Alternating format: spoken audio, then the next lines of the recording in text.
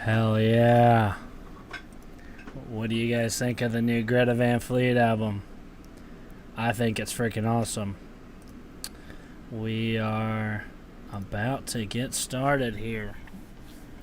How about... I've got my new setup here at the camper. I'm no longer at the house, so I'm having to do a little bit of stuff.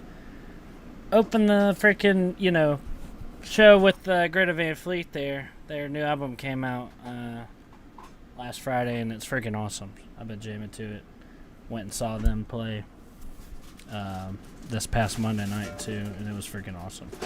But I realize that not everybody, for some reason, has the same obsession with that band as I do. So how about we talk about some Georgia Tech? I've got these two fellas with me, Rec Talk and Benjamin London. How's it going, guys? Can y'all hear me? Going good. How are you guys? Oh, I'm muted. I'm doing good, man. I'm doing good. Ben, good to see you. Good to see you guys.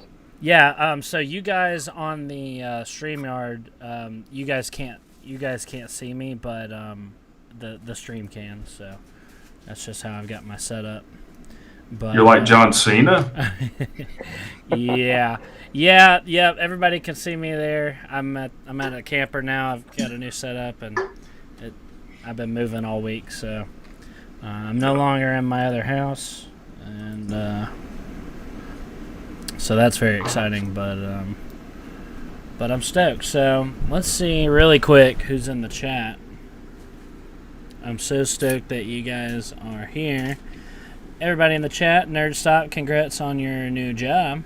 That's freaking awesome. T Branch, Rack Talk, of course. Nick Nader, B Bean, CJ, G Ton Top, Travel Fools, Yo, Mike Doug. Can I quit? My wife's deciding to mess with me while I'm streaming. This is a serious matter, okay? David, Beauty and the Beard Furniture Flips. It's awesome to have you here, man. Sounds like something I would follow. Yep. Tiger Cat, Paul DiCarlo, and I think that's everybody. Okay, SEC Dog and Tiger Paul Craven, and Talk is Pet. Woo! Douchebag. Freaking called me fat the other day. What? Yeah, I was innocently chilling in my truck. I noticed that Patience on Twitter, she had the same steering wheel cover as me, so I posted a picture of it. And Talkus Pet comes along and says, "Looks like you can barely fit in your car, fatty." And I'm like, asshole. At least I can drive. Really? You know what I smell? The ass beating of a lifetime coming up. That's for right. Talkus. They're lucky they dodged us this year, because that's one loss they freaking that are missing against the Yellow Jackets. Okay. Yeah. So you're freaking lucky when it come up in there and that stadium y'all rent and run you out of the building again, because that's the situation that you're avoiding.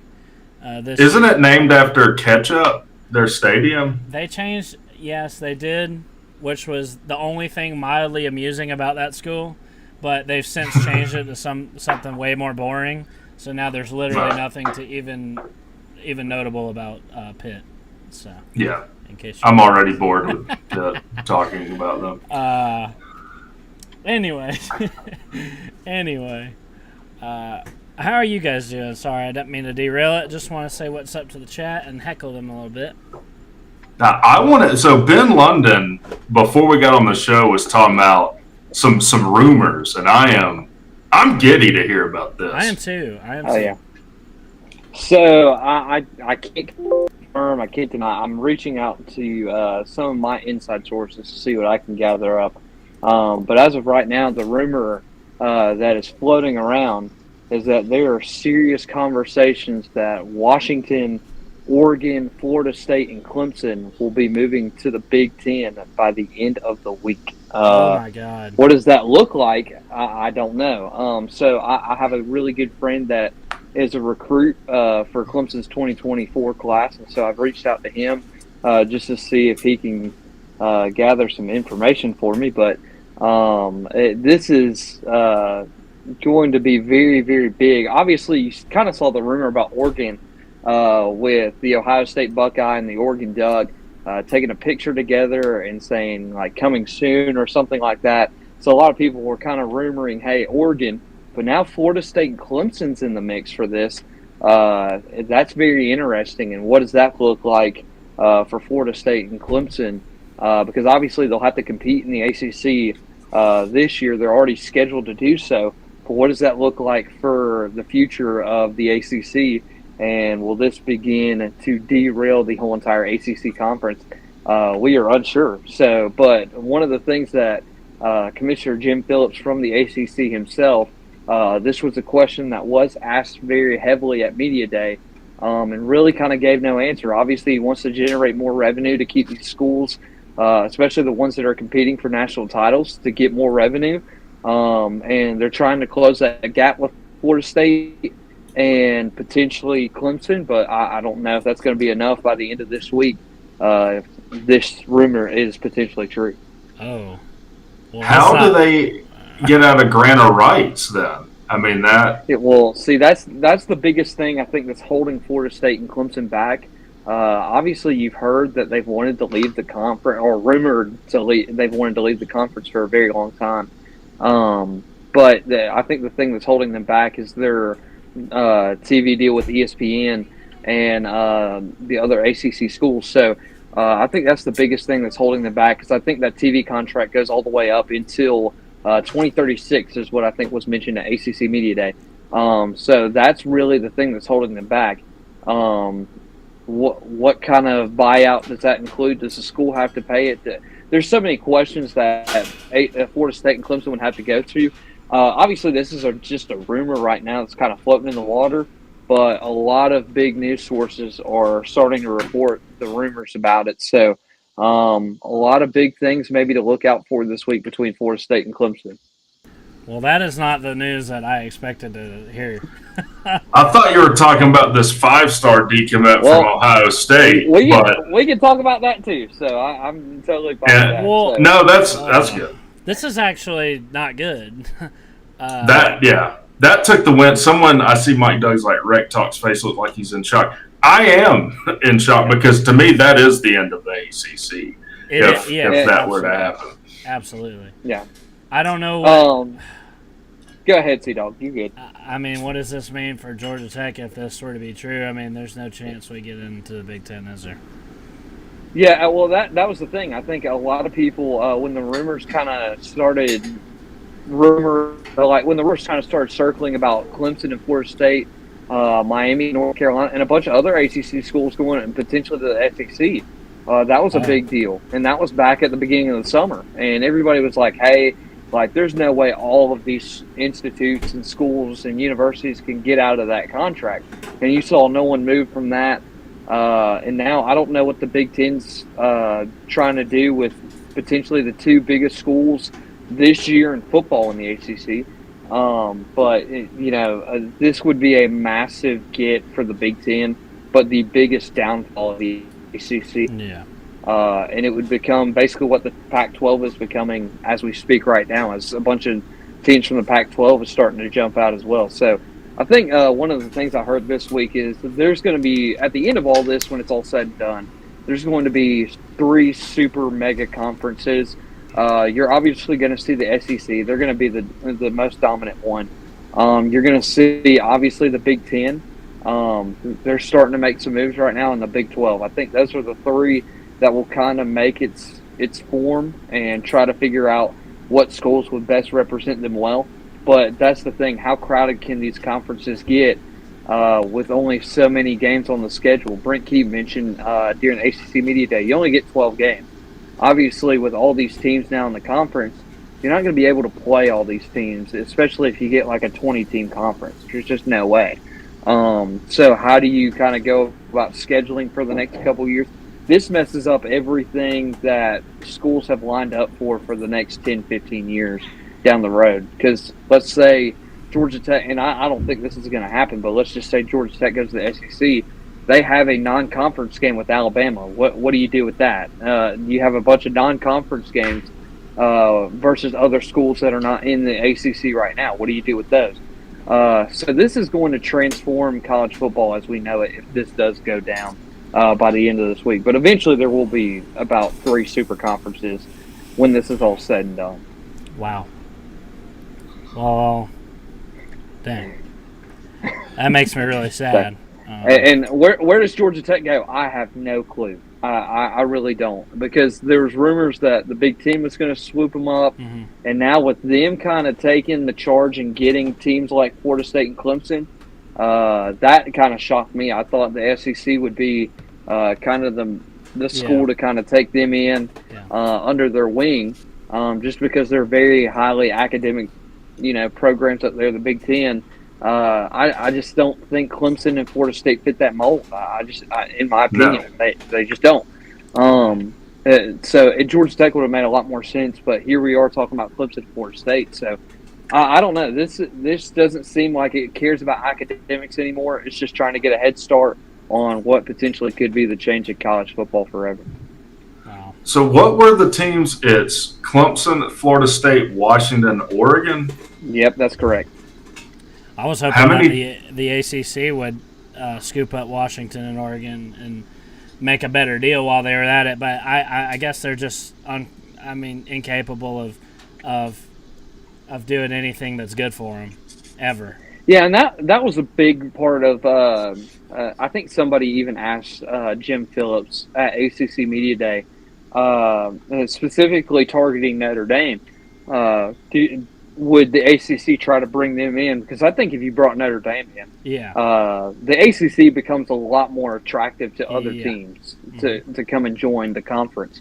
And he clearly stated, Notre Dame is very clearly stated to the ACC that they care about their independence, and they're not going to go anywhere and join the ACC anytime soon, or fully commit to joining the ACC anytime soon. And he clearly was very adamant on they love their independence and they're not going to go away from that. So if they wanted to go after somebody, their best bet would have a couple weeks ago would have been, hey, go get somebody from the Big 12. Go get somebody from the Pac-12, which is falling apart. But the ACC has just kind of sat in their hands, and now it looks like it may be a bad situation for them as they've waited too long to kind of put it all together.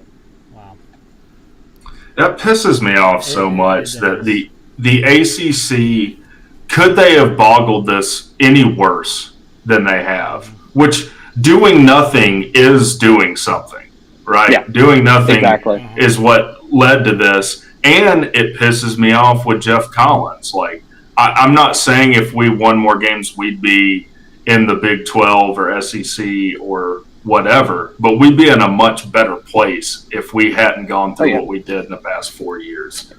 Yeah, and I think one of the things, but obviously we can't freak out yet. It's just rumors that are surfacing around on Twitter or now known as X. We don't know what it's called. But, it's surfacing around right now. It's making its run through, and we'll just have to kind of wait and see how things turn out between Clemson and Florida State and their relationship with the ACC. Well, I hope it's not true because, honestly, I'm not a fan of any conference realignment that's been happening lately. I'm not a fan of California schools going to the Big Ten or Texas and Oklahoma going to the SEC. I mean, I liked it the way it is.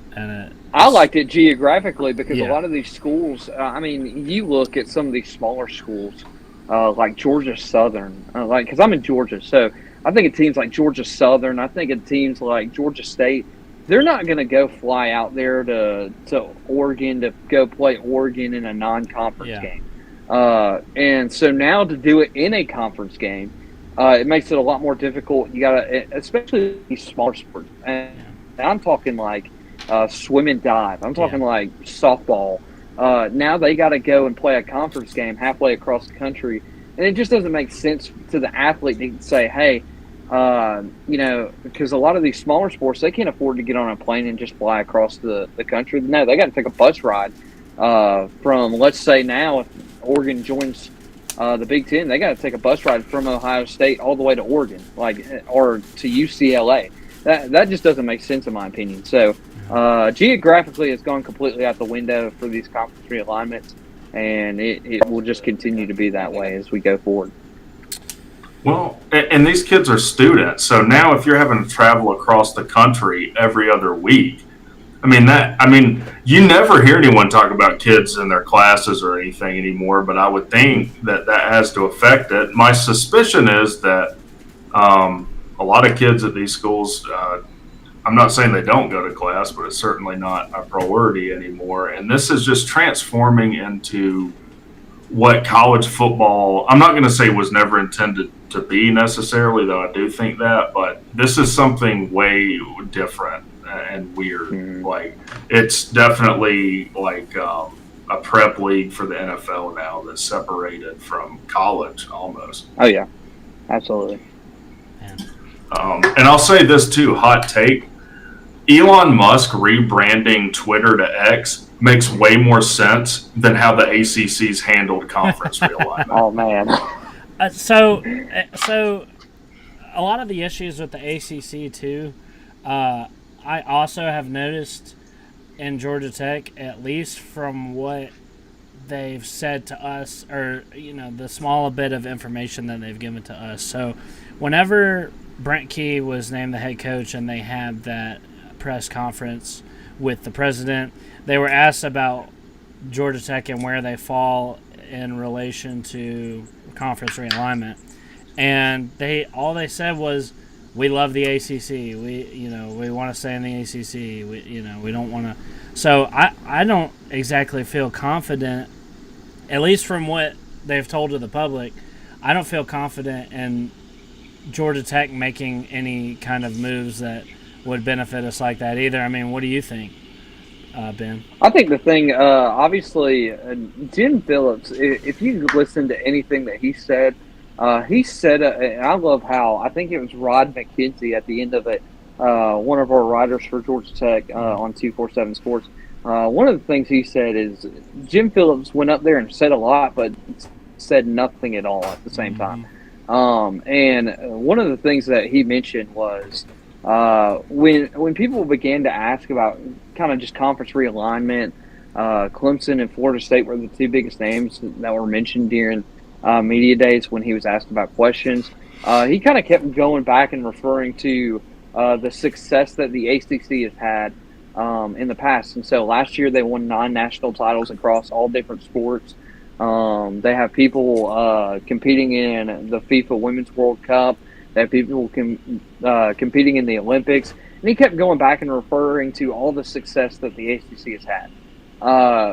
But really and realistically, as media members, we're like, that's not really the question that was asked. Yeah. It was very, very confusing on what he really thinks about the conference realignment is and how he thinks his teams will fall. But he did mention, hey, we got to get more revenue to teams that are being successful, like Clemson and like Florida State, who are going out there and contending each and every single year.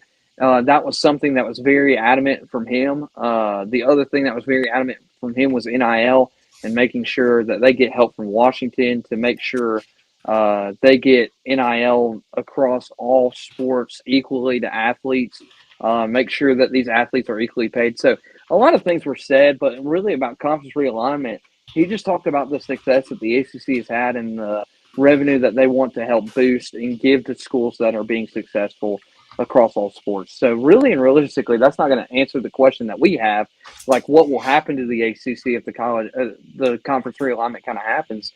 And that doesn't answer the question, but I guess it's just kind of a wait and see game on how the ACC kind of either folds or they're either going to find a way to prevail. And that's going to be really hard at this point with all other teams.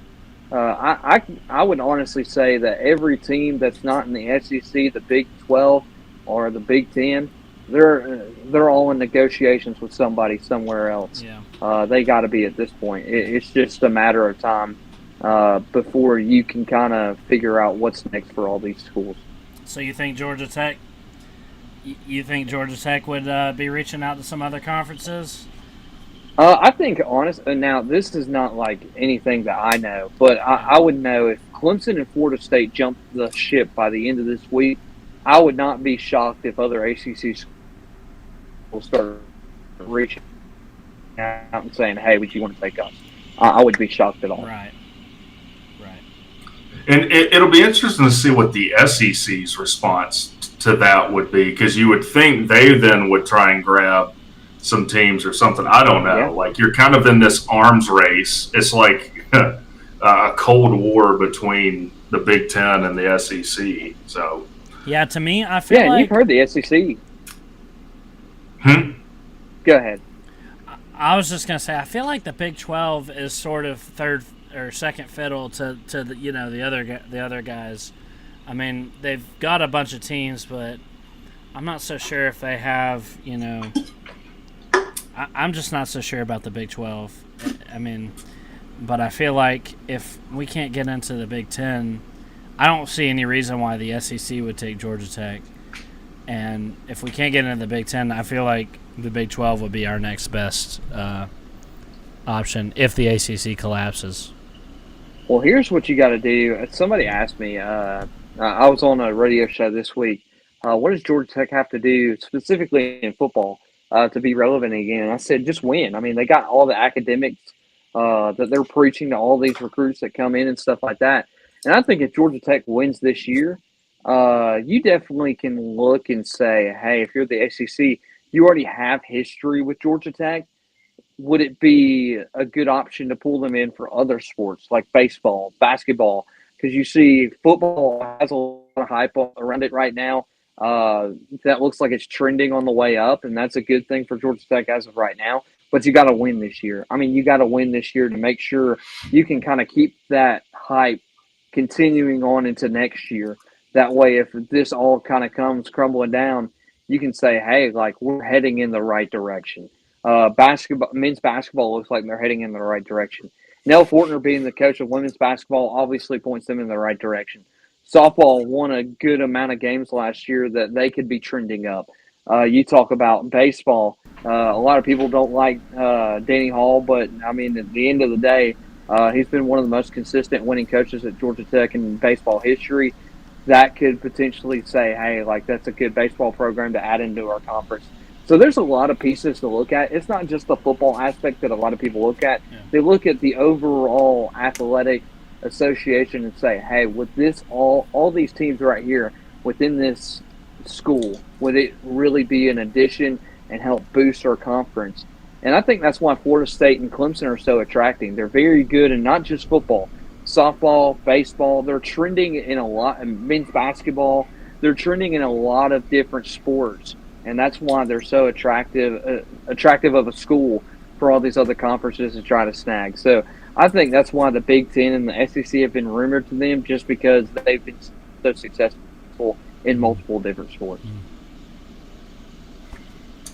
Man, this is tough to take. Like, and setting aside even, I think Georgia Tech, like, I don't know, this is kind of just isn't college football anymore. Like, no matter who you root for, like, we're leaving what college football was, and it's going to be something new. Like, in my opinion, it's not for the better either. Now, the Notre Dame thing, though, here's what I do think should happen. In the NCAA, they don't do anything anymore. Yeah. But I think if you don't, if you're an independent now, like, you should be banned from the playoffs.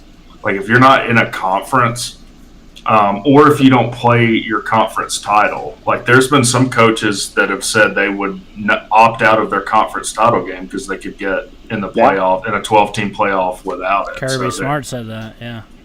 Kirby said that. And I don't agree with it, but I understand his point. Like, look, this is a long season, especially with playing 3 or 4 postseason games. Like, why would I play my conference title game and not let my guys get healthy for a week? Like, this is all just a bunch of – it's just weird now. Yeah. Wow. So where is this coming from? Like I said, I mean, there must be some serious smoke behind this if Yeah, major outlets are picking it up. the major outlet I saw it on was Jack McGurr from Barstool Sports. He does one of the shows over there for Barstool Sports. And his tweet specifically says Scoop City has received serious rumor that the Big Ten will add Washington, Oregon, and Florida State this upcoming week. And he added an update. Clemson locker room has not been told about the potential move. This week would be when the news drops, if anything happens. So and then Josh Pate said, I would be shocked if it happens. And Josh Pate does a lot of stuff over for 247 Sports on the Late Kick podcast. So, you can take it as it is. I mean, right now it's just rumors, and rumors are rumors until there's some truth behind it. Until there's some truth behind it, I really am not worried about the conference this specific year. But I think kind of moving forward, I think Clemson and Florida State are probably the two biggest schools who are trying to knock on the door to get out. Yeah. And when will that happen? I don't know. And whatever happens, they're going to have to pay a massive TV buyout. Yeah. And I love how somebody put it. They walk up to the ACC with the conversation saying, "Hey, we want to leave your conference and go play for a conference whose national TV games are on Fox."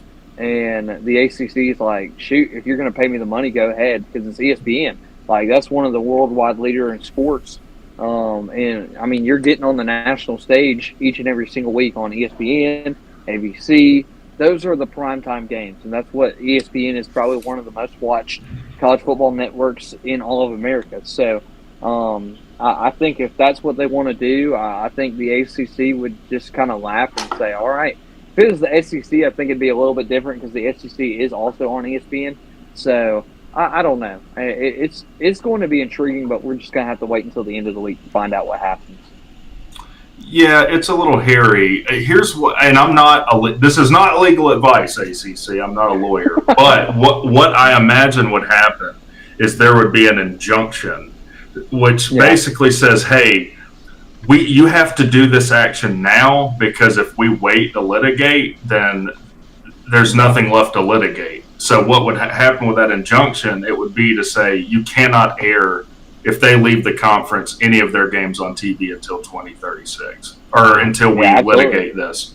And I think that would prevent this from happening. Yeah. And I mean, right now the ACC holds the upper hand. They do. And because here's the thing, no matter what happens, Clemson and Florida State, if they want to truly leave the conference, they are going to have to find a way to pay that buyout. Do they have that money just lying around?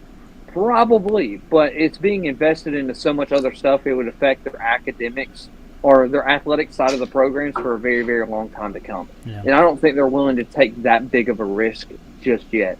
And so I think what will happen is that they'll continue to bug and bite and try to pull on the hair of the ACC and the commissioner, Jim Phillips.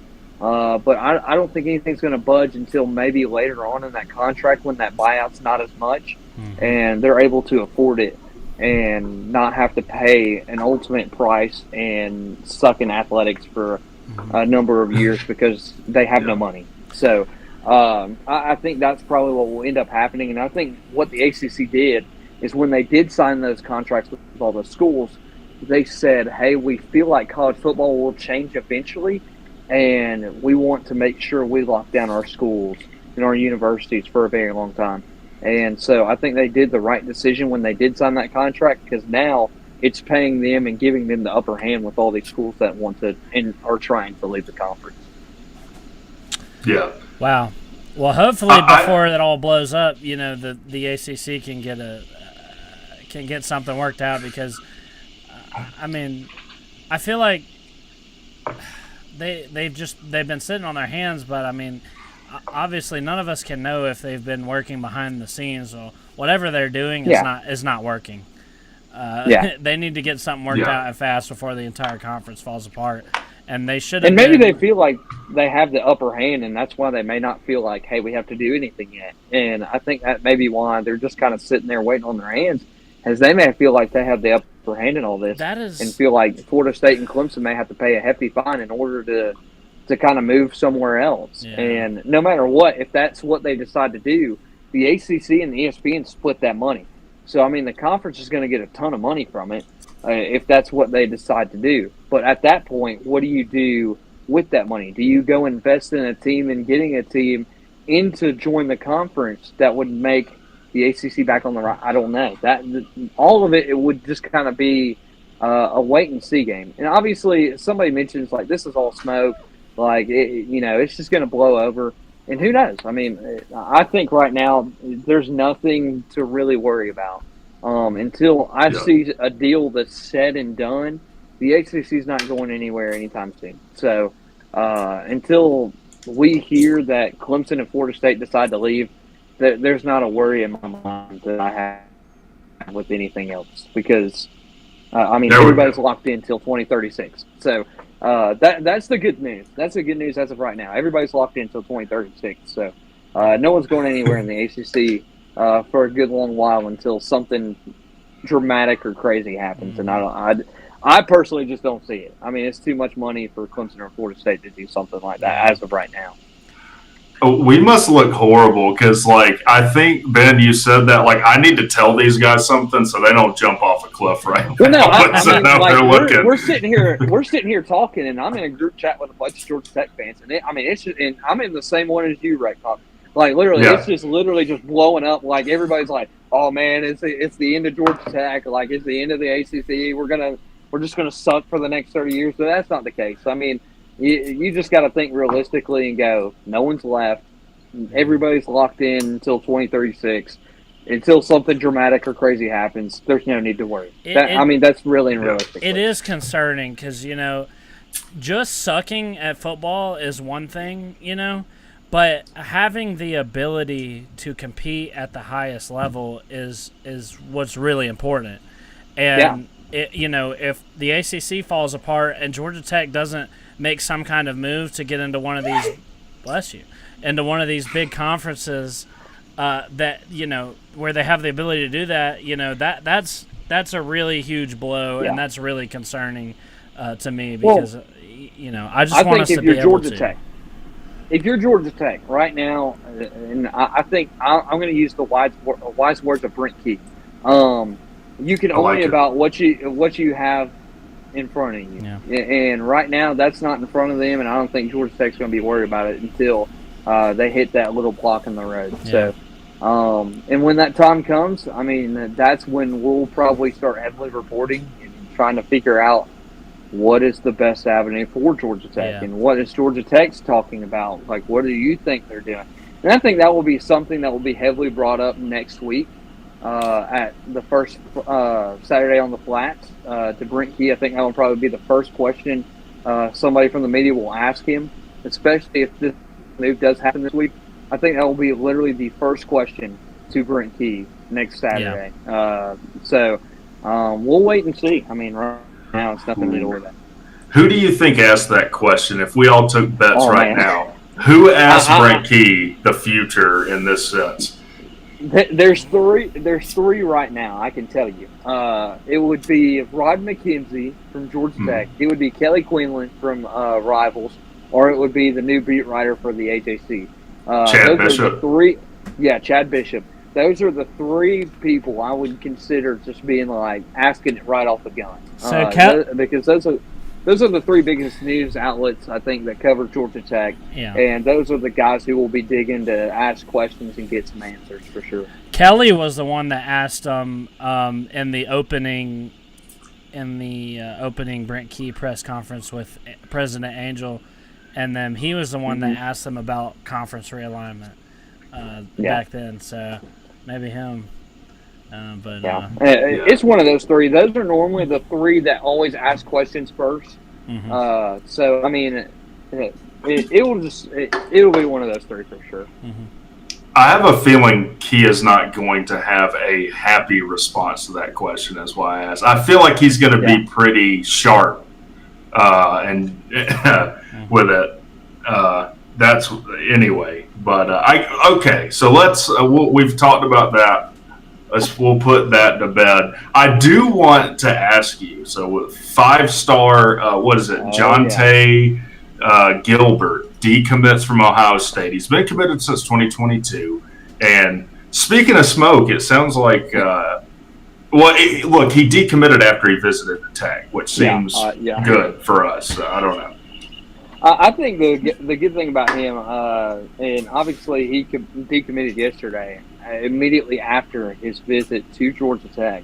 So if you're like from the outside looking in, and that's majority of us, because obviously media can be on campus, but for official visits and visits like that, a lot of the media doesn't get to go in and see how those visits operate and how things are done during those visits. We lost it. So we kind of did pretty darn good about this. I mean, I really would. Obviously, he's from Atlanta. He's just got done visiting at Georgia Tech. Decommits as soon as he gets done visiting. I think that's a good thing. But I think what he may decide to do, just because he is a 2024 athlete, he may decide to commit somewhere. But if Georgia Tech's not successful this year or something, he may decommit and kind of go back somewhere. But maybe Brent Keith has said a lot of things to a lot of great recruits so far in this 2025 class. That's what they're focused on now. I think they had a ton of 2025 people visit campus yesterday. Well, he's 2025, right? Yeah, he is. He is. Yeah, 2025. Yeah. Yeah. So he's got time. He don't have to worry about nothing then. So I think what he basically did with Ohio State was just lock his spot in. But now that his in-state team is kind of giving him a little bit of interest, maybe it's that home town deal that you kind of get with a kid that makes a kid want to stay home and play for that hometown team. And honestly, the way things that Brent Key says, Brent Key is like, a lot of people will probably say he's probably not like one of the best public speakers, but honestly and realistically, he could convince a wall to come and commit to Georgia Tech. And that says something about what he can do and what this staff can do. Because just a lot of people have told me when he's with an individual athlete or when he's with his coaches, he feels a lot more comfortable than talking in front of the press. I mean, when you watch the ACC Media Day, I think one of the best I said this clearly. I said he did the best job out of any other coaches that we saw on Tuesday. Just because the other ones were just playing, they didn't look like they wanted to be there. He cut up and had fun. A lot of his guys that he brought, Jordan Williams, Miles Brooks, and all those guys that he brought with him to the ACC Media Day, they all were just cutting up, having a good time. And so I think that was one of the best press conferences. But really and realistically, I think he can say and influence a lot of different people to stay home, get a very good education, but also be successful on and off the football field. And he's worked for guys like Nick Saban. He's worked for guys George O'Leary. Like O'Leary. Yeah, George O'Leary. And, I mean, he knows what to do and what to tell some of these recruits, especially in this day and time. So it'll be really exciting. If that is the recruit that commits to Georgia Tech, that trail for the 2025 class will be on fire going the rest of the way, building that momentum for that 2025 class for sure. Yeah, that was one of my last videos, and I was, I was stoked about what I've seen from Brent Key so far. I mean, the 23 class, it was what it was. He only had a month to recruit that class as head coach and had to build a staff at the same time. So, the 23 class wasn't much to write home about, but, the 24 class has been absolutely insane. And everybody, when Jeff Collins was here, for all his issues, gave him his flowers for being such a great recruiter. Well, Brent Key's coming in here and doing the same, if not better, recruiting job than Jeff Collins. And I think it's because, I think that you want to know what the difference is? And I'll Yes. be honest. I think the difference is he's a Tech man. He understands exactly what Georgia Tech needs to do to be successful. Because how was he successful in college? He went through Georgia Tech. He graduated from Georgia Tech. He knows what Georgia Tech can do for you after football's said and done. And Yes. I mean, you get the things that he says. It's just unbelievable. Of just the things that he can tell you, how Georgia Tech can benefit you, not just with football, but life after football. And I think that's the biggest thing that Brent Key has done since he took that job at Georgia Tech. And I give him props for being one of the best recruiters possible that Georgia Tech could ever have. So just kudos to him. And being a Tech man helps him be able to recruit. Yeah, and also another thing that helps him recruit, on-field results. Yeah, that's true. Produce them immediately, and I think that what he's doing recruiting-wise this year, if he lives up to the potential that this team is capable of, I think our recruiting could take off to a level that we haven't seen before. Because he's pulled this class together after going 5-7. Oh yeah. So imagine making some noise, and it's really exciting to think about the possibility of that. And we are up against the clock, though, as far as what we were talking about earlier with the conference realignment. I think that we would be, we're really trying to look to make ourselves desirable in realignment too, and I think Brent Key can do it, man. I'm so excited about this year, and I think we're going to surprise a lot of people. Well, yeah, I think two things. One, yes, Key is the right guy for Tech, and he is a Tech guy. But Key is independently a fantastic recruiter. I didn't know this until I researched the 2 videos I did on Brent Key. He was named like the best assistant recruiter in the country at Alabama. The guy knows and loves recruiting. Number 2, Collins coached under Saban for a short while too, where I think he took the best of Nick and people like O'Leary. I think Collins set aside the best, because I can remember Collins saying things like, "Oh man, yeah, those O'Leary practices were brutal, man. Oh man." And it's like, well, they won a lot of games. It seemed like he didn't like the really pushing kids and being hard on them, and set that aside when he was a coach, where it seems like he's more in line with Nick and George in that. To me, at least. But so you were at Media Days, right? Yeah, absolutely. So what, I've been moving, like C-Dog and I both have kind of been in transition and limbo. I didn't get to watch as much of it as I would have liked. I know you said it sounded like Key did the best on Tuesday. Oh, yeah. What are your takeaways from Media Days? Well, I'll tell you this. If you want a general summary of what Brent Key talked about, number one, he hates expectations. I think there was probably about 3 or 4 questions that were asked about expectations, and he clearly states we do not have expectations, but we do have goals that we want to accomplish. Obviously, when people asked him about being successful and building that momentum towards the end of the year, his statements were, "We went 4-4. That's batting 500. He's like, that's not going to cut it. And he was very adamant on that. He was very adamant on talking with ESPN about the renewal of the rivalry of Georgia and Georgia Tech. One of the things that he said in that article was when he met Kirby Smart at the midfield last year down in Athens after losing that game to Georgia, he said, I know that you guys are really good, but we need to change that. And so obviously he's very adamant about rebuilding that. But really and realistically, I think one of the key things that I think he does is he loves building the relationships with the guys that he has.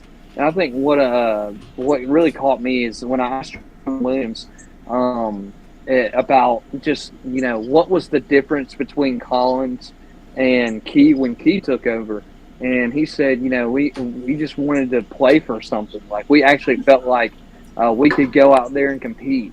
And he said, I don't remember what Coach Keith said before that Pitt game, but we were just fired up and we just wanted to play for one another and play for the future of this program.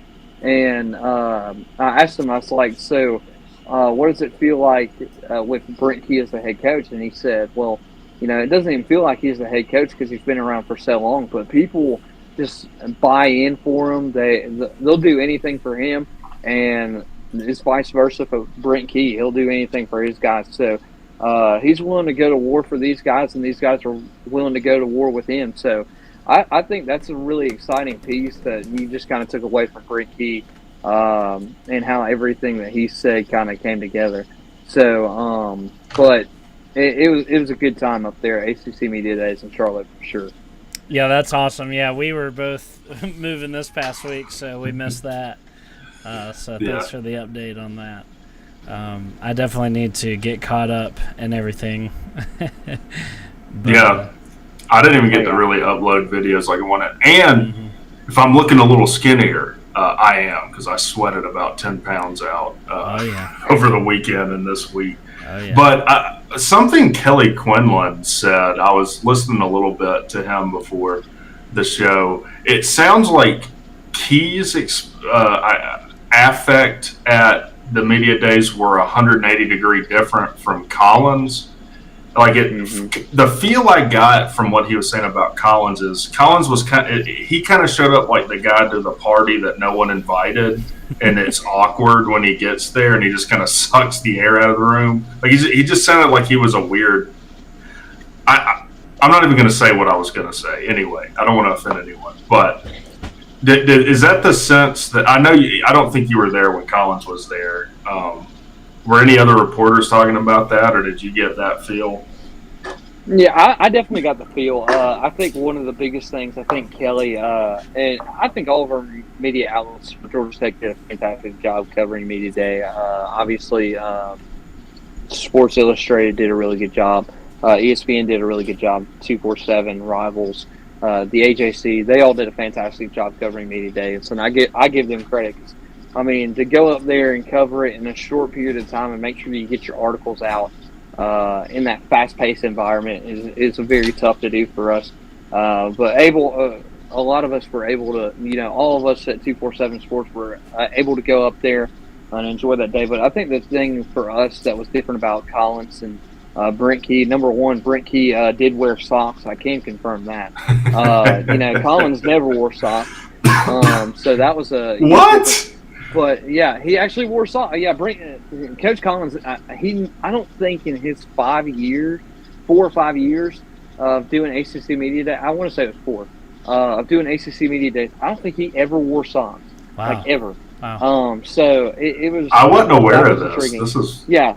I mean, go back and look at the pictures of like ACC Media Day, like Coach Collins. You will see this man not wearing socks. But I will say he was still the best dressed coach in the ACC. At that time. Hold on, I gotta go put some socks on. I'm also not wearing socks right now. Yeah, I'm not either. I got slides on, no. I mean, it's okay. But he did wear socks. But I think one of the things that was just different about him versus everybody else is he was open to answer really any questions you threw at him. Like he answered every single question that the media had for him. He was willing to stay longer. But he obviously Mike Flynn was like, hey, the SID for Georgia Tech, like, hey, we got to catch the plane. So, he was answering all the questions until the very final end when he was told he has to leave. And so I think that was one of the things that kind of separated him.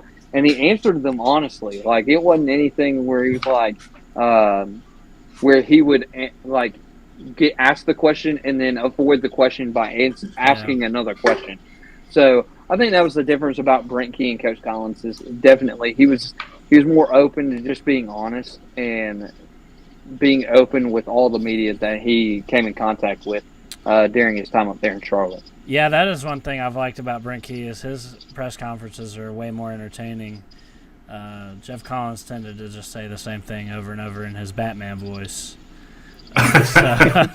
So yeah, I do like, even if Brent Key is a little weird and awkward, I'd rather watch it. I'd rather watch his press conferences than Jeff Collins for sure. Well, I mean, he's honest, and yeah, like Collins literally said the same thing. In fact, Collins would have said the opposite of what Brent Key did this year. I mean, did you see how we played against the first half in Georgia? Yeah. Did you see how close we're just a play away from being a national title contender? Mm-hmm. It's like, dude, what are you smoking? Yeah.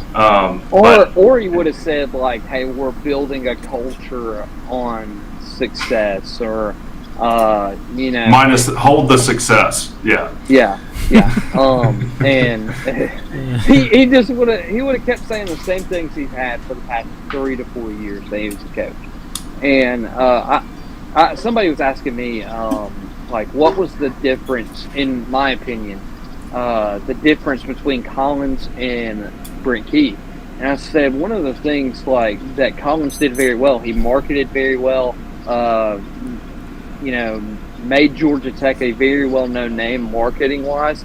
But when it came, and did decently in recruiting as well, not as good as Brent Key's doing right now. But, just in general, he did a couple of good things. But when it came to the on-field results, that's where it was lacking for Coach Collins.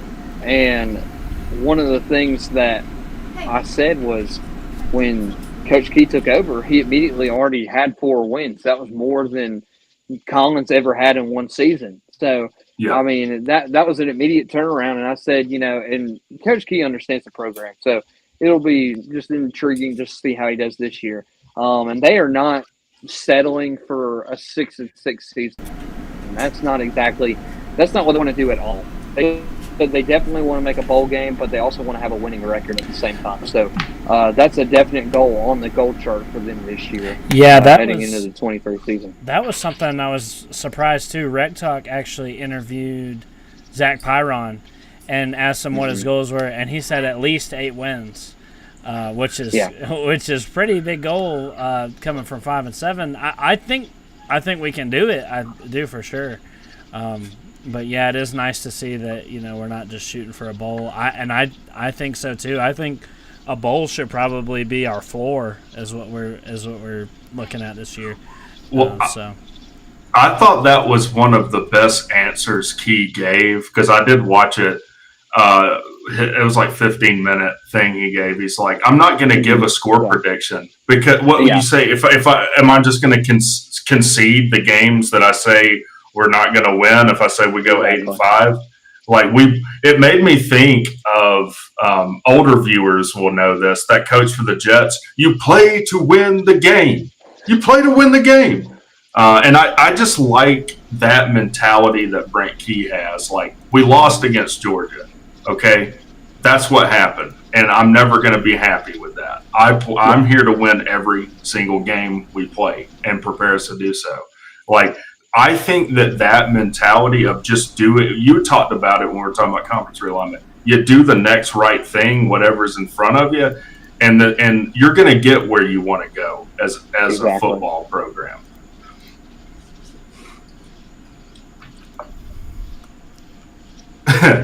It's like Sir UGA's riling people up in the chat. Come on, Sir Uga. These are good folks. Okay, so my wife is requesting that we do a poll in the chat. How do you pronounce Zach Pyron? Do you say Pyron or Pyron? Pyron. I'm gonna go ahead and put a poll in the chat. Let's see what people say. It's 1,000% Pyron. If it's Pyron, you're wrong. Okay, so Benjamin London says Pyron. I interviewed him, and I'm 99.9% sure it's Pyron, because that's what I called him, and he didn't correct me. Okay, we're getting a couple. Yeah, Pyrons. Normally when you normally like talk to a kid and you're like, hey, like, I can never pronounce the other guy that came to ACC Media Days. The defensive end. Yeah, from Belgium. I butcher it. Like, I literally was like, please do not give me him to interview, because I will butcher his name. Like, and so that was like one of my things. I got Jordan Williams, luckily, but like I knew I would butcher his name if I got him doing an interview. So That's Just Great say job. your name There you is go. a disaster, buddy. I'm going to call you Kevin. it's Yanjuin, isn't it? Isn't that how you say it? I think so. Yanjuin? Yeah. Yeah. Yeah. Side note: when I took a technical communications class at Tech, and people who are foreigners will change their name to an American name for interviews Right. because they know the interviewer doesn't want to mispronounce their name, and they might just like skip over it. Kind of an interesting little tidbit. Well, I mean, I did broadcasting for high school football for like the past 4 years, and when I would see a kid's name and I would be like, no, I don't even know how to pronounce that, I would have to go to the athletic director and I have to go to the head coach, and I'd be like, tell me how to pronounce this kid's name, or else I know their mom is going to come after me. And so I would always make sure to make sure I got pronunciation right. So you know Pyron's mom's gonna come after you for sure. oh yeah. That is awesome. So I did in the poll. It is by a large margin Pyron. So Yeah. not Pyron. They took our advice. So Well, literally, you spelled his name correctly in one right. pronunciation and incorrectly Well, in the I mean- other. So Well, I mean, it was you the other day that was saying, "Why is there a T in mortgage?" I mean, you know. Yeah. well, that's BS. Like psychology, mortgage, these words, there's no need for this kind of nonsense. This is like the complication of conference realignment. Let's just simplify this and whatever. Yeah. Yeah. So Pyron it is. I call him Pyron. What was your wife's suggestion? She calls him Pyron. Okay. So looks like you lose. Everybody says you're wrong. So Loser. So another thing I wanted to ask y'all: are y'all going to be at the first Saturday on the flats? Oh, this Saturday, the 5th? Yeah. Does the Pope poop in his hat? Yeah, I'll be there. I don't know. My schedule is kind of just in the air as of right now. So if I'm able to make it, that'd be great. If not, then it's okay. So Well, cool. Yeah. if me is available to be there, then probably I'll end up being there. But we'll have to find it. So. I wonder. Do you know at all if it's going to be like last year? Or I guess you weren't around last year at this time. So I've heard it's going to be very, very similar to what it was last year, where it's in the indoor facility. Yeah. So I don't know if they're going to change anything on what they're doing. I know the Techway Initiative is definitely doing like a player signing where you can, if you have that subscription, you can get a player signing, an autograph and stuff like that. So that will be available for people who have the Techway Initiative. So that will be cool for a lot of those guys as well. What level do you need? Do you know? Because there's different terraces. I think the players put out something. The players who will be signing autographs put out a tweet. I don't know if it mentions it in the tweet or not, but there is a link, and so if you can click the link, it may give you more information on what level status you need. Okay. Because I'll be purchasing that, whatever. Yeah, I've got the lowest level membership, the $10 one or whatever it is. I need some things signed in my new setup here. I have a pair of cut-off hoodie sleeves. I want Coach K to sign. Heck yeah. The sleeves I cut off of my hoodie. I need him to sign that. And but yeah, because last year you could walk up to Jeff Collins and have him sign something, which I just chose not to because why would I want that? But I totally would get Bro Key to sign some stuff. I think. Can we be as weird as possible too? Like he signs it and be like, "Can we be friends?" Hey, I'm not marked far. You can do that. I'm gonna totally be like, "Hey man, what's up? You know, we're cool. We're totally cool." I still am. We're the only Georgia Tech YouTubers on YouTube. That's right.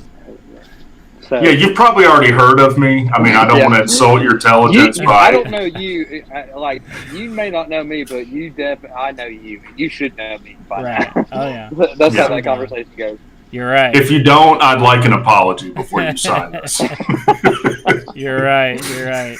Yeah. And last year was awesome. The players were just walking around, like you could just say what's up and talk to them, like they were just chilling. And I think that's how it will be. I think they've been told, especially if they're with the Techway Initiative, hey, don't sign autographs. Yeah. Just because you can get paid to sign autographs and let people actually come and sign autographs. So I think it's going to be completely different just because of NIL, and they want to make a buck, and I understand that. So no, I mean, it's not like me still having Calvin Johnson signed football from when I went to summer practice in 2000.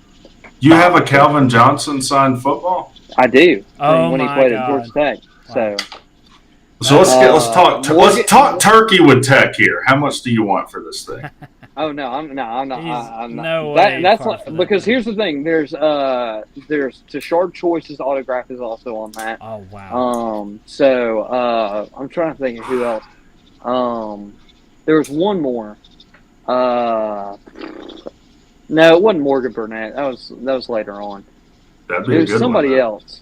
Yeah, that would have been a good one. But I definitely know Tashard Choice and Calvin Johnson are definitely 1,000% on that. Wow. So I remember when Coach Choice was leaving the program, I sent him a picture of it, and he was like, "Man, like that's definitely rare." Yeah. Just because a lot of people don't have his signature along with Calvin when they played together in college for a very short period of time. So that was really cool for me to still have. That's cool. There's a price, Ben. There's a price. There's a number. We just need to know where the decimal place goes.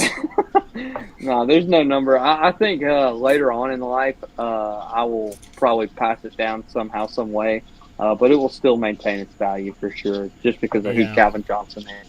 If I had something like that, you have to kill me to take it from me. Exactly, that's the way I am too. But hey, maybe if you're in the Atlanta area and you go bowling, you'll run into Calvin Johnson. You can get one yourself. Hey, yeah, if you're like Patience, you can just run into Calvin we were Johnson. talking about. She just runs ridiculous. It's crazy. She just runs into him everywhere. We're like, how? She ran into Megatron at the freaking bowling alley. Are you kidding me? If I had and I know it's not luck, but if I had the luck she did, and I'm not a gambler, I would just play the lottery every day. I would probably win. Did you win the jackpot 8 times in a row? Yes, I have Patient Veach's luck. Of course I did. Wow, that's awesome. Exactly. The coolest thing I have it's just signed by Paul Johnson. I have a helmet and a football signed by him. That's the coolest thing that I got. Ooh. C-Dog, that's what we should do, like push Brent Key out of the way and start signing stuff for our channel. Hold on, we got some stuff to sign. Where's the C-Dog and Rec Talk booth at? I don't know. We'll have to set it up. We got our little thing. Yeah. What a great idea. We do have a sign that we made. So people will know. Yeah, y'all just come in there, sit in the indoor facility with the tent and everything. Yeah. It's like y'all know us. Like, we'll give out autographs, but y'all got to pay the subscription. Yeah. So that's hilarious. That's hilarious. Well, I think Ben's probably got to head out. Yeah. So, do you have any final questions for Ben? I think we covered it all. Yeah, just if you see us at the old Saturday on the Flats, let us know. Oh yeah, sounds good. Yeah. All right, I have one final question. Yeah. For you, Ben. If me and C-Dog put a video out at the same instant, whose are you clicking on first? So now, what are you putting it out on? That will depend YouTube. On YouTube. It just depends, honestly, what comes up. I'm not on YouTube. I'm more on Twitter than anything else. So I will definitely be honest with that one. So, nice. Do you have more than one screen? Nice fence riding answer there. You could be a coach. Yeah, that was a great answer. Like I take both your channels very seriously. Yeah, I do. Hey, look, when you're the only two, along with Bryce Coon potentially, and Bryce normally comes up a little bit faster just because he does a lot of stuff and covers a lot of different stuff other than Georgia Tech. Excuse me. But he does his videos 9 times out of 10 when I have to pull up Baby Einstein for a child to watch on the home screen. Yeah, his videos probably pop up first if I see anything. Well, none of y'all are beating me in the upload battle because I had the Xfinity guy come out. I said, get your logic analyzer and you test what's coming out of the wall. And it's 980. Oh, wow. Symmetric. Ah. We're moving over here, guys. Wow. That's awesome. So, like, when I looked at places, Major that was like upgrade. that was the first thing I asked. Like, what's the internet like? And if they didn't know what I was really getting at, I was just like, thank you for your time. I won't be back. That's smart. I've been going strong. I'm about at 80 to 90 megs right now. But this stream has been going strong, so this was a good first test for my setup out here. You've been killing it. Yeah. So. Well, I appreciate it, Ben. Yeah. Thank you for your non-answer of my question. Anytime. Hopefully, we won't lose Clemson and Florida State by the end of the week. But if so, we'll have a lot to kind of cover. And also shout out Section 103 for Zach Pyron, T-shirt jersey, and Dante Smith. So, Jonathan, I got to find a way to get those, man. So send one to me. I would be glad to wear those on my days off. So. Yes, I would love.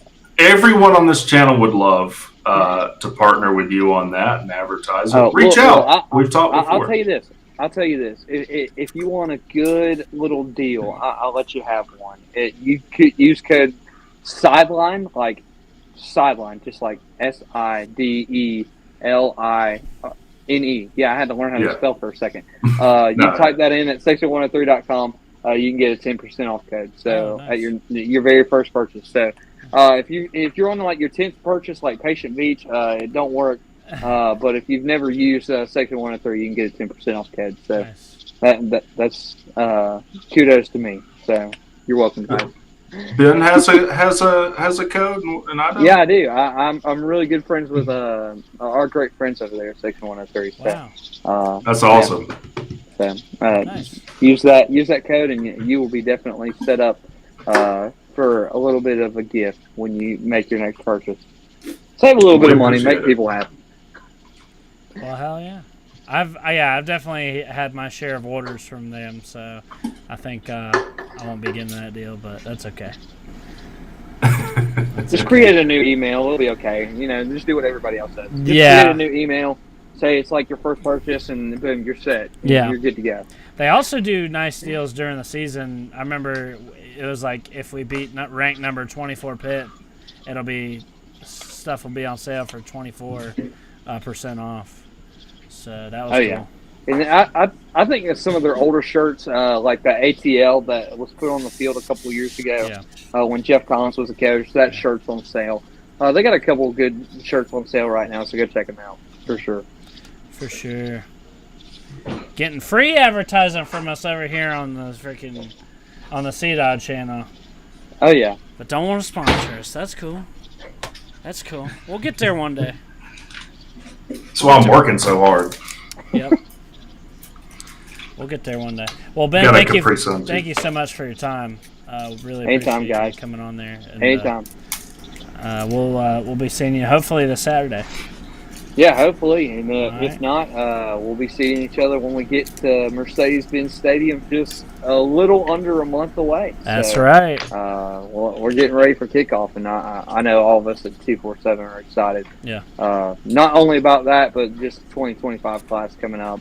A lot of great things. So go check us out, gojackets.com. And we have a lot of interviews we got to write up here in the next couple of days. So, and one of them is Jadante Gilbert. So we interviewed him. Our great friend Garrett Chapman interviewed him. So hopefully we'll get to talk to him, see what he has to say about his decommitment from Ohio State, and get to see what his role at Georgia Tech stands like right now. So go check that out, and GoJackets.com coming up in the next couple of days. Hell yeah. Well, thanks, Ben. Go Jackets, man, and we'll see you next time. Absolutely. Go Jackets. Guys, see you guys. See ya. All right. So, that was awesome. I bought these for my daughter, and she doesn't like Capri Sun? Doesn't like Capri Sun? They're lemonade, and they're kind of sour, and I bought 2 boxes of them. And I was like, really? And she's like, I hate them. I was like, so now I got to drink all these Capri Suns. Capri Sun's good, man. That's part of my childhood. Oh, yeah. And those little barrel juices. Yeah. that were like different colors. You know. Yep. I had a Capri Sun for the first time the other day in years. It took me back. I respected the pouch too. Oh yeah. Well, man, that was a lot. I did not expect. So he texts me. I got to get a group text between the three of us. By the way, remind me to do that. But I thought he was talking about Ohio State decommit. That was the rumor, and then it's like, oh, Clemson and Florida State might be leaving. I'm like, what? I mean, when was the last time I was that shocked? Yeah, no, I was shocked too. That was crazy. Yeah, that was crazy. I didn't really know what to say. I hope it's not true, because if the Big Ten can get those teams, then there's no reason for them to get us. Which is, I was hoping for us to get in the Big Ten. But, well, I do think legally that is like, I don't think they can. Like, I think it's kind of like they're posturing to try and thwart the ACC into some action. And I get Ben's point, like, oh, they might be thinking, well, we can just sit on our hands, they're locked into this deal. But why not be proactive? Because they're not going to forget you turned the screws to them when you could. And why not bring in more teams if you can? Like, the Big 12 has done an excellent job. Like, they lost their two biggest markets, but they did everything they could to make up for that. Now, did they 100% make up for it? No, but they at least did something. Yeah, I agree. I would love to see something like that out of the ACC. I just don't know. I mean, if we could get. I mean, I guess Notre Dame is out of the question.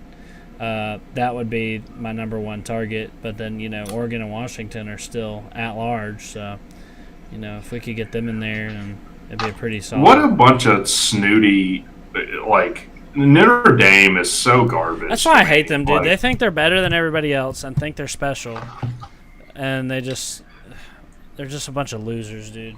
Get freaking pantsed every time in the postseason. Freaking pitiful ass program, dude.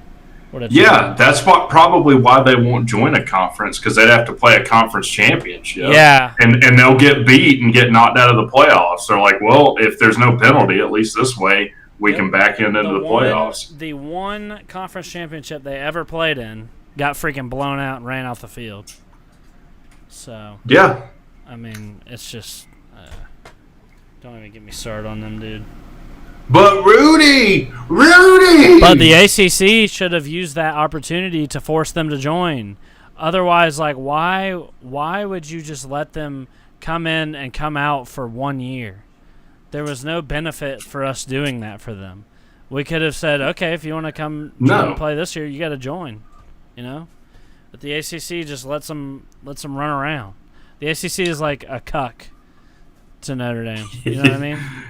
Well, yeah, it's like, I mean, why help someone out with no benefit? And I'm sure Notre Dame was like, oh, well, this will go a long way with us eventually joining the ACC if you let us do this. No. And the ACC should have said, great, let's put something in writing. Yeah. Oh, you don't want to put anything into writing? There's the door, buddy. Yeah. There's the door. Yeah. We didn't have to let them play with us that year. We didn't get anything out of it. So. No, they got money, too. I think now that, like, hey, if you want to play in the ACC and not commit to anything, we're not paying you anything. Right. Yep. Completely agree. But did you see, by the way, Rooster in the chat talking smack when we have more SEC titles than they do? And we haven't been in the SEC since the 60s. He's like, oh, so we're talking 100 years ago. Well, I think when we have more conference titles than you, that is a fair point. I think so, too. And we have more ACC titles than them, too. Uh-huh. Yeah. There's not a conference we don't have more titles than you are tied in titles for you. Yeah. Or with you. I don't want to I don't really get any joy out of fighting with South Carolina fans, though. It doesn't seem like much of a point. Of course, I'll defend us if one were to ever come after me, but, we never play and we hate the same team, so let's all get along. How about that? because I got love for the Gamecocks. They hate Georgia and Clemson just like me. No, we should be natural allies. Yeah. It's just I noticed that when he was talking about this conference realignment, and I was already a little agitated. I was already on. Well, we're gonna defend. We're gonna fight back too, and it just so happens that Georgia Tech is a much better program than South Carolina. So hey, and how long are we gonna fight? Till we can't fight no more. That's how long. That's how long we're gonna fight. That's right. Might lay down and bleed a while. That's all right. That's right. Back up. And fight again. Oh, I am whooped. So you're gonna be there Saturday, right? Yeah, I'll be there. Yeah. You want to ride together? Yeah. Sure thing. Maybe go to Vortex. You'll love Vortex. You haven't been there, right? Oh yeah, I've been to Vortex. Oh, you've been to Vortex? Somebody. Well, I used to work downtown, and we would go there once a week for lunch. Dude, we went to Vortex the last time I went with some buddies, and we got this quesadilla appetizer, and it was like the most amazing thing ever. But the bite was about that big. There was 4 of us, and you get 4 bites that big of quesadilla. And it was like it was amazing. Oh, you can't see my camera, but it's not. I can now. Not very on your big, delay. Not very big is the point, and it was amazing. Yeah. One bite, but it was way overpriced and not much food at all. For what? But I would get it again if it was maybe by myself. But yeah, we'll go to the Vortex. Sure. That sounds fun. Yes. I'll dig the Vortex.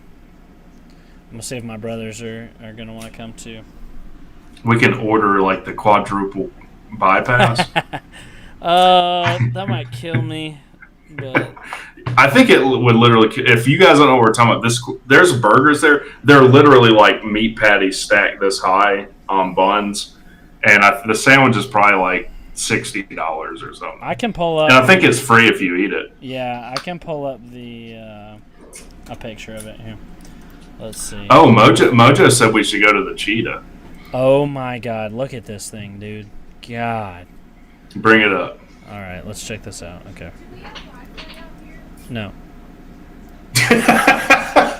What? What? I just heard your wife say, "Do we have Wi-Fi out here?" And you were like, "No, we don't." We don't. Well, I don't know what to tell you. We don't have that. So. It was just a very direct answer. Check this out. That thing looks crazy. Oh, here's the challenge. Single coronary bypass burger, double, triple, and then quadruple. Look at that. Oh, my God. Is that like 20,000 calories? I don't know, dude. It's got fried egg and bacon and a bunch of like Texas toast and cheese, and that shit looks crazy, man. And then they put it on top of what looks like fries. Honestly, it looks really good. Tater tots and fries, it looks like. I might make a try at it. Yeah, I mean, damn, this thing looks awesome. But then we got to ride home together. And that could be a rough ride home. Oh, no. You're Ubering. You are Ubering. Look at this guy. You think he was able to finish it? I don't know. Anyway, that's the quadruple bypass that your boys are going to be attempting on Saturday. Anybody from the chat going to the first Saturday on the flats? I wonder. That's a good question. Y'all let us know if you're coming. If you're coming, we'll see you there. We'll both be there, and we'll be stoked to freaking hang out. Yeah, we'd love to see you. I was there. Come on up. I was there last year, and I was just walking around filming, and like I talked to this guy for a little bit and chilled. I actually met Mystic there, and yeah, I met him, and we saw him again at the spring game this year. Tailgate. Too. Yeah. So David says he's going. Jinx. How about that? So we'll see him there. Yeah, we'll see you there, David. I'm gonna see about getting Brent Key's autograph on my cut-off hoodie sleeve. And that would be legit. Yeah. By the way, I'm just now seeing the X on Twitter. Why? I don't like that at all. I don't know. That's like when they rebranded Dunkin' Donuts to just Dunkin'. Somebody, what does that do for your company? It's so pointless. Such a unnecessary, pointless change. I don't know. It's just really dumb. Twitter is too many letters. What can we do? Yeah. X. That's two pen strokes. It's like that's the simplest it can be. It's like something that like a 14-year-old would think is cool. Like, yeah, we're gonna call it X. You know. Well, back in the day, 99X was the best radio station in Atlanta. Yeah. You're too young to remember that, but it was fire. Was it? Yeah. Well, now I got this old bullshit called X instead of Twitter, and I don't like it much at all. So, Mike, I'll get Brody Rhodes' autograph for you for sure. If I see get him. Brody Rhodes' autograph. Hell yeah. I'll be like, do you know how good you are on college football revamp? Brody Bryce has Rhodes, been playing you. He has. I don't think so, but people have been like, because I think Bryce has struggled a good bit on college football revamped, and they're like, you need to put in Brody Rhodes. That's how you salvage this season. Hell yeah, that's awesome. Which I don't know why I hadn't. CDog18, my brethren, says you guys should get the Georgia Tech overalls. I actually have those. Where do you get them? I don't know. I got them for Christmas one year. So I'm sure I can find. If I can find them, I will buy them. Do they have them in my size? Well, they got them in my size, so they got them in your size. Okay, that's good. Big size. Maybe my wife knows because I think she's the one that got them for me or something. So I don't think they're very hard to find though, because you can literally just look up. They're on like one of those fan sites or whatever, and they're really cool. Yeah. Problem is I don't wear pants at all. So. Well, after the softball game, we all know how much of a fan of pants I am. Shorts are bullshit. Let's just call it what it is. I'm going to have to disagree, sir. Pants are the worst thing ever, and they don't really need to even exist. So, I can't believe that. I wish I would have known this before we got this far. I'm not so sure how compatible we are. You're like the guy that wears pants in the summertime. I love pants. I wear shorts in the winter. Awesome. I wear shorts in the winter, bro. I never freaking wear pants in any situation, really. So it's like 5 degrees outside. You'll wear shorts. Dead ass. I will. Yes. Yeah. Well, you might have a dead ass after going outside in 5 degrees with shorts. Yeah. Well, I mean, I just don't. My legs just don't get cold. So my Nordic blood. Have you ever played Skyrim? I'm like a Nord. I have a 50% resistance to frost damage, and that 50% is my lower half. So it's my Nordic. Well, that's blood. good. It's my Nordic blood. Yep. Does that mean your lower half is 100% resistant, and your whole body is like 50%? You're right. Yes. Yeah. You're right. Okay. Shorts are the freaking way to go, dude. I don't freaking need pants ever. I don't ever wear them. I don't think so. Yeah. I'll tell you what else I'll do. I will wear shoes just when I'm chilling at home. What? I love shoes. What? I love shoes. Bro. Yeah. As soon as I get off work, my shoes and socks come off in the car. And I'll put on slides to drive home, and then I'm like barefoot in the house. And that's it. I don't know. I just like a lot of clothes on. I don't know. I do like a good Shoes. hoodie because my top half gets cold for some reason, but my bottom doesn't. I'm it doesn't have that frost resistance. It doesn't have the frost resistance. It's all my lower half. So I have I have a hoodie and shorts on most of the time in the winter, but.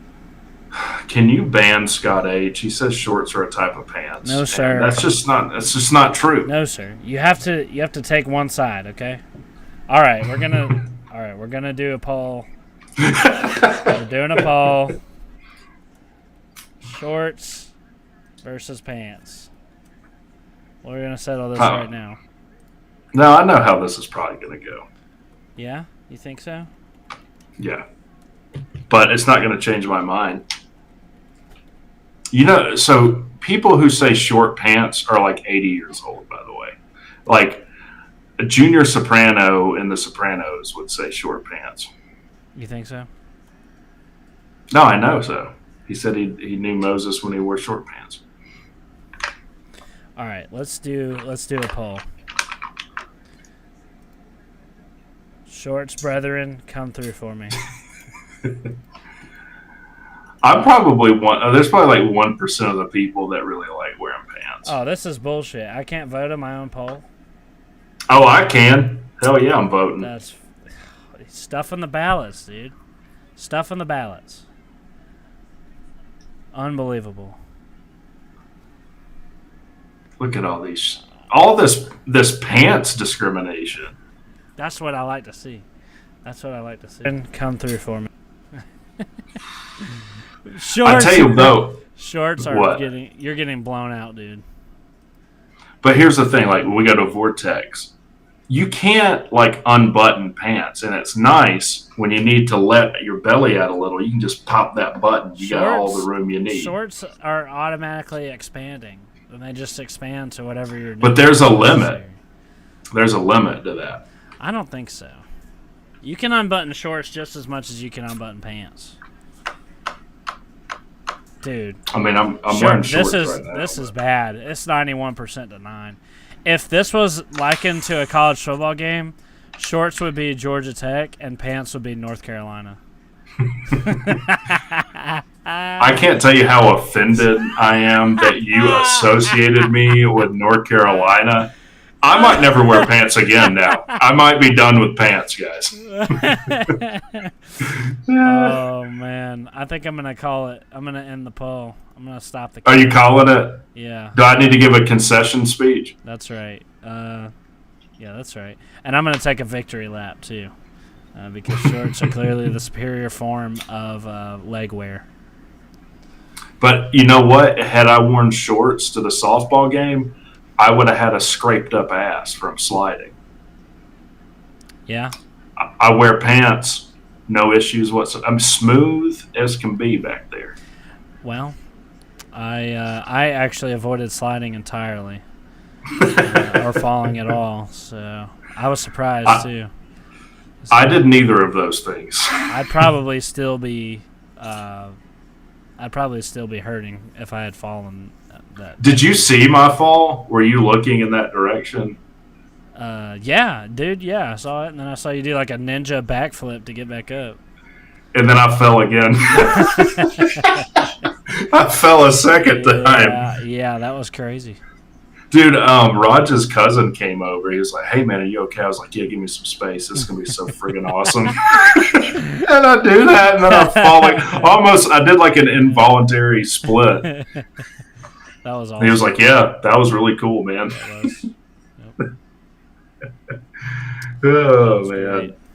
So I like the trash talk of Therese Armistead. It's very original and well thought out. You didn't vote. You should have voted the third option in the poll there, Therese.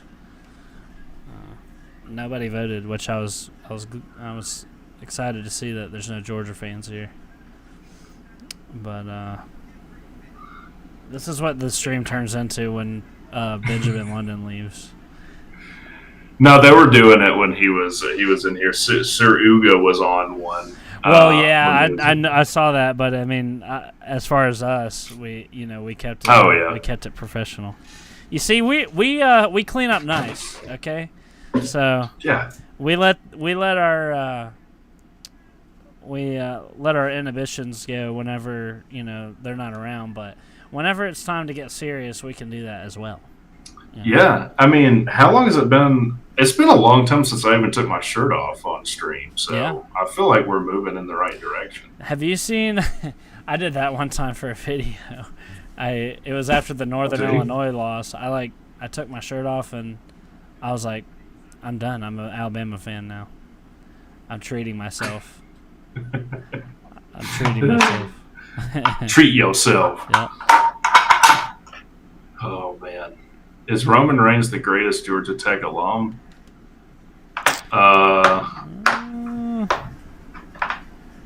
I don't know. Now I'd have to think of who actually graduated. Or like Calvin didn't graduate. I don't think he came back and got his degree. So I guess he's an alum now. I mean, I don't think anyone's better than Calvin. Also, you're talking about alum. That includes like non-football players, or do you mean football? Oh, or do you mean football player alum? Yeah, then it's like Clough, who's like a cybersecurity pioneer, is building named after him. Mm-hmm. For the sake of the argument, maybe we go with football, but I mean, I don't know. Darren Waller's the highest paid tight end in the NFL. Darren Waller's the truth, dude. Megatron, I mean, as much as we'd love to say him, I mean, he, his career ended early, and now he just runs like a weed factory or something. Yeah, that's how bad the Lions messed him up. Yeah. They don't want anything to do with football. Yeah, I can't wait for them to do that with Gibbs, too. Jeez. I know, like, can we get a break somewhere? Like, jeez. Yeah. Somebody said Jimmy Carter. Oh, yeah. I'll tell you who the worst is fucking Jeff Foxworthy. Fuck Jeff Foxworthy. Why do you hate Jeff Foxworthy? Is he like a dude. Georgia guy now? Yes. He freaking cheered on the Dogs in the national championship or whatever. Fuck Jeff Foxworthy. He didn't graduate, though, I don't think. He didn't? Yeah, he did. I don't think he graduated. You don't think so? I think he went to Georgia Tech. I'm fairly certain he didn't graduate. Graduate? Oh, okay. Still. Let's see. Well, if you transfer and graduate from somewhere else, are you not considered an alum from Georgia Tech? Do you have to graduate there to be considered an alum? I would think so. He attended Georgia Tech, but left just before graduating. Oh, I didn't know. He didn't graduate. Yeah, I mean, when your whole career is literally one joke, I don't think you can put much You may stock be a into redneck what... if you freaking cheer for the Bulldogs. Yeah, You're damn you right. could rephrase that joke. I guarantee you're a redneck if you wear red and white. Uh-huh, yep. So.